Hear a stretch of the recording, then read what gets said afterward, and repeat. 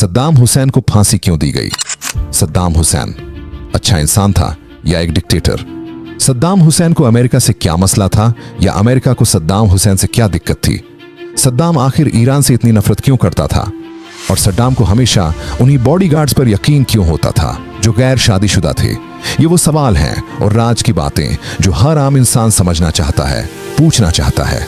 Video आगे देखने से पहले हमारे चैनल नेटफ्लिक्स को सब्सक्राइब जरूर करें, वीडियो को लाइक करें और कमेंट में हमें बताएं कि वीडियो कैसी लगी।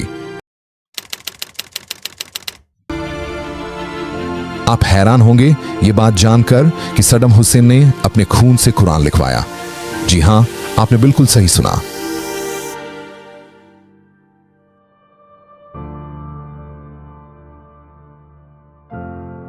अब्बास शकीर जूडी एक इस्लामिक कैलीग्राफर थे जो यूनाइटेड स्टेट्स के शहर वर्जीनिया में रहते थे। उनके मुताबिक सद्दाम हुसैन ने उन्हें कुरान लिखने को कहा और इस काम में जो खून इस्तेमाल हुआ वो था 24 से 27 लीटर। इतना खून कोई इंसान एक दिन या एक महीने में नहीं दे सकता। इस पूरे काम में करीब 2 साल लगे। इस किताब को ब्लड कुरान कहा गया। दुनिया भर के स्कॉलर्स ने सद्दाम हुसैन के इस काम पर बहुत आलोचना की और जब 2003 में सद्दाम हुसैन सत्ता से हटा तो इस किताब को आम लोगों की नजरों से हटा दिया गया ताकि कोई फितना पैदा ना हो। लेकिन सोचने वाली बात यह है कि आखिर सद्दाम ने अपने खून से कुरान क्यों लिखवाया? इसका जवाब खुद सद्दाम ने दिया था। जिस तरह की खतरनाक जिंदगी वो जी रहा था, चारों तरफ मौत थी, लेकिन हर बार अल्लाह ने उसकी हिफाजत की, तो उसने ये काम एक तरह से खुदा का शुक्रिया अदा करने के लिए किया। अब ये बात सही थी या नहीं, ये मैं आप पर छोड़ता हूं। आप कमेंट में बताना और अपनी राय जरूर देना। सद्दाम हुसैन की हिफाजत और उसे दुश्मनों से बचाने के लिए उसके पास 4 से 5 लोग ऐसे होते थे जो बिल्कुल उसी जैसे दिखते थे। उनकी चाल, बोलने का अंदाज, हाव भाव, सब कुछ सद्दाम जैसा। कभी कभी तो उसके अपने ही लोग पहचान नहीं पाते थे कि असली सद्दाम कौन है। उसके एक बॉडीगार्ड के मुताबिक, मुझे कभी समझ ही नहीं आया कि मैं जिसकी हिफाजत कर रहा हूं वो असली सद्दाम है या उसका हमशक्ल।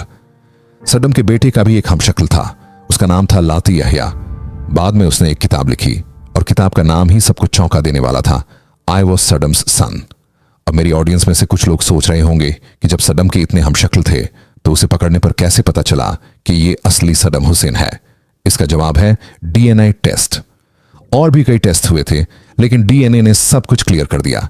हालांकि सद्दाम की मौत के बाद अमेरिका के defence secretary Donald H Rumsfeld ने भी शक जाहिर किया था कि जो मरा वो वाकई सद्दाम हुसैन ही था या नहीं, जिसे दुनिया डिक्टेटर, जालिम और क्रूर कहती है। उसने एक किताब भी लिखी थी जिसका नाम था ज़ाबिबा एंड द किंग। ये एक नॉवल था लेकिन इसकी कहानी ने सबको हैरान कर दिया। ज़ाबिबा एक ऐसी औरत होती है जिस पर उसका हस्बैंड बहुत जुल्म करता है, उसे टॉर्चर करता है, उसका जीना मुश्किल कर देता है। और जो किंग होता है वो एक रहमदिल शख्स होता है जो ज़बीबा की मदद करना चाहता है और उसे उस जहन्नुम से निकालना चाहता है। अब ये सब सिर्फ सिंबलिक था। ज़बीबा यानी इराक की आम जनता, उसका जालिम हस्बैंड यानी अमेरिका और वो रहमदिल किंग खुद सद्दाम हुसैन। मतलब सद्दाम ने इस नॉवल के जरिए ये दिखाने की कोशिश की कि वो इराक के लोगों को अमेरिका के जुल्म से बचाना चाहता है।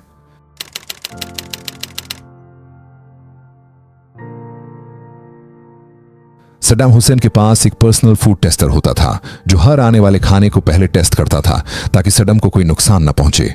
कुछ रिपोर्ट्स के मुताबिक न्यूक्लियर साइंटिस्ट्स भी खाना चेक करते थे, ये देखने के लिए कि कहीं उसमें कोई रेडिएशन तो नहीं। इस हद तक सद्दाम अपनी हिफाजत करवाता था।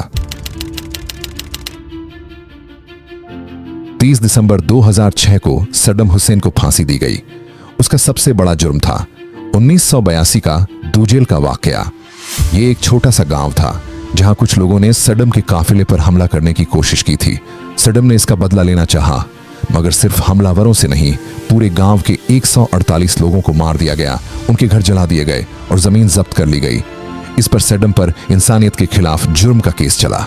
यह मुकदमा इराक की नई सरकार ने चलाया जब अमेरिका ने सद्दाम को गिरफ्तार करके इराक को सौंपा।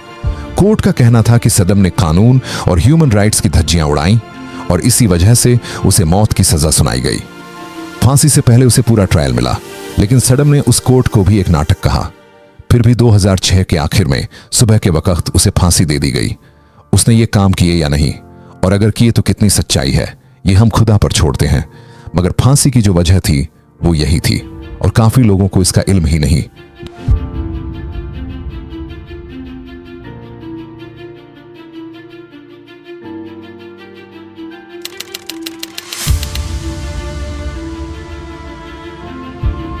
पूरी दुनिया पैलेस्टाइन के मसले से आंखें चुरा रही थी, सद्दाम हुसैन ने वो किया जो किसी ने सोचा भी नहीं था। सिर्फ बातों में नहीं, अपने एक्शन से सद्दाम ने दिखा दिया कि वो फिलिस्तीन की कौम का असली हमदर्द है। वो सिर्फ फिलिस्तीन लिबरेशन ऑर्गेनाइजेशन PLO, अरब लिबरेशन फ्रंट और अबू निदाल जैसी हथियारबंद तंजीमों का सपोर्टर नहीं था, बल्कि उनका शैडो प्रोटेक्टर भी था। और जब सेकेंड इंतिफादा में इजराइल के खिलाफ आग भड़क उठी, सद्दाम ने एक ऐसा कदम उठाया जिससे पूरी दुनिया हिल गई। हर उस पैलेस्टीनियन शहीद के घर वालों को सद्दाम $10,000 देता था। और फिर अप्रैल 2002 में जब इंतिफादा अपने पीक पर था, उसने ये अमाउंट $25,000 कर दी। हाँ, $25,000 हर शहीद के घर वालों के लिए। उस वक्त वेस्ट बैंक का एक रिप्रेजेंटेटिव महमूद बेशरत मीडिया के सामने आया और बोला, आपको सद्दाम से ये नहीं पूछना चाहिए कि वो इतना सख्ती क्यों है, बल्कि समझना चाहिए कि वो एक रेवोल्यूशनरी है और चाहता है कि ये इंतिफादा कभी रुके नहीं। सद्दाम के लिए ये लड़ाई सिर्फ पॉलिटिक्स नहीं थी, ये उसके लिए एक मिशन था, एक अकीदा था, जुल्म के खिलाफ।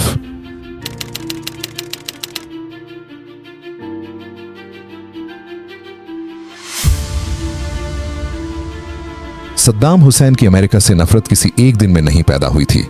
ये नफरत बरसों में पकी थी, एक कड़वा रिश्ता, धोखा, जंग और सियासी चालबाजियों से भरा हुआ। 1980 के दशक में जब इराक आयरन वॉर चल रही थी, अमेरिका ने चुपचाप सद्दाम का साथ दिया। उस वक्त दोनों का दुश्मन ईरान था। अमेरिका ने सद्दाम को हथियार दिए, इंटेलिजेंस दी, हर लेवल पर सपोर्ट किया। सद्दाम को लगा अमेरिका उसका एलाई है, मगर यह रिश्ता सिर्फ मतलब का था। जंग खत्म हुई और जैसे ही सद्दाम ने कुवैत पर कब्जा किया, जो कि छोटा मगर तेल से भरपूर मुल्क था, अमेरिका ने फौरन पलटी मार ली। ऑपरेशन डेजर्ट स्टॉर्म शुरू हुआ, बागदाद पर बम बरसने लगे और सद्दाम को दुनिया का विलन बना दिया गया। सद्दाम इस धोखे को कभी नहीं भूला। उसे लगा अमेरिका ने उसका इस्तेमाल किया और फिर उसे ठोकर मार दी। मगर नफरत यहीं खत्म नहीं हुई। अमेरिका ने इराक पर इकोनॉमिक सैंक्शंस लगाए, ऐसे सैंक्शंस जिनसे इराक की इकोनॉमी तबाह हो गई। लोग भूख से मरने लगे, दवाएं नहीं मिलती थीं, हॉस्पिटल्स बंद हो गए। सद्दाम के लिए यह अमेरिका का पर्सनल बदला था और उसकी आवाम को सजा दी जा रही थी। फिर आया साल 2003। अमेरिका ने रिपोर्ट्स बनाई कि इराक के पास वेपन्स ऑफ मास डिस्ट्रक्शन है। बिना सबूत के हमला किया गया।